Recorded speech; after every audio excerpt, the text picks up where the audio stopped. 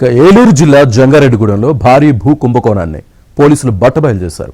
7 కీలక నిందితులను అరెస్ట్ చేశారు.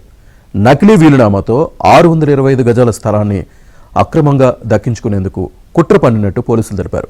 బాధితురాలు రమాదేవి ఫిర్యాదు మేరకు కేసు నమోదు చేసి నిందితులను అరెస్ట్ చేశామన్నారు. నకిలీ వీలునామా, మరణ ధృవీకరణ పత్రాలు స్వాధీనం చేసుకున్నారు.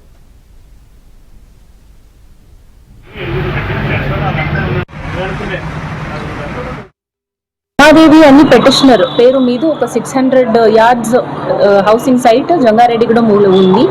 ఆ హౌసింగ్ సైట్ని కొంచెం ప్రీవియస్గా ఒక షార్ట్ టైం గ్యాప్లో ఒక 4-5 months టైం గ్యాప్లో ఒక 6 transactions జరిగింది.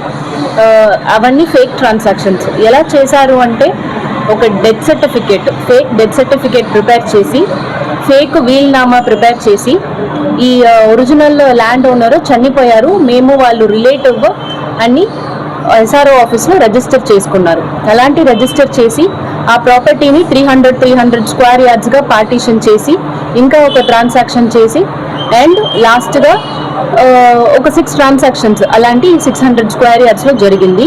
మనం కేసు కట్టి వెరిఫై చేస్తున్నలో ఇనీషియల్గా మనం 6 అక్యూజ్డ్ని సైట్ చేస్తాం. ఇంకా ఈరోజు అరెస్ట్ చేసి ఈ ఇనీషియల్ అక్యూజ్డ్ ఎవరి నుంచి ట్రాన్సాక్షన్స్ స్టార్ట్ అయిందో ఉండి కృష్ణవేణి అని ఒక లేడీ, ఆ lady claimed to be the relative. ఈ ఒరిజినల్ పెటిషనర్ ల్యాండ్ ఓనర్ ఎవరు ఉన్నారో వాళ్ళు రిలేటివ్ అని క్లెయిమ్ చేసి ఆ లేడీ చనిపోయారు అని ఒక fake death certificate and fake వీల్నామా యూజ్ చేసి ఎవరు ఈ అఫెన్స్ స్టార్ట్ చేశారో ఆ లేడీ క్వశ్చనింగ్ అనేది జరిగింది.